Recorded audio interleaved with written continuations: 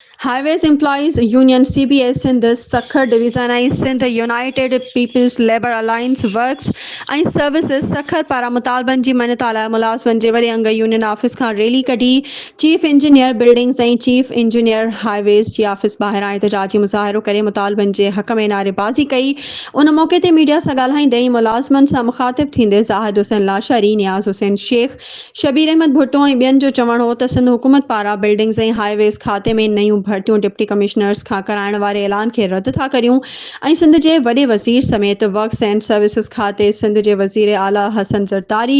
ऐं पीपी जे मरकज़ी अॻवान MNA सखर सैयद खुर्शीद अहमद शाह, सूबाई वज़ीर सैयद नासिर हुसैन शाह, सिंध असेंबली जे स्पीकर सैयद अवैस कादिर शाह खे अपील था करियूं त मुलाज़िमनि जे कयल एहतजाज जो नोटिस वठंदे हाईवेज़ ऐं बिल्डिंग्स खाते में थींदड़ नयूं भर्तियूं DCs बजाए खातनि जे बाला ऑफिसरनि खां कराए मुलाज़िमनि में पखड़ियल बेचैनी ख़त्म कराई वञे। अॻवाननि ऐलान कयो त जेकॾहिं असांजे जाइज़ मुतालबनि खे न मञियो वियो त ॿी सूरत में सख़्त एहतजाज, धरना ऐं प्रेस क्लबनि ॿाहिरां बुख हड़तालूं करण ते मजबूर थी वेंदासीं।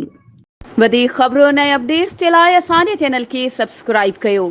ऐं हा, बेल आइकन खे प्रेस करणु न विसारिजो त जीअं असांजी हर नई अचण वारी वीडियो तव्हां ताईं पहुचे।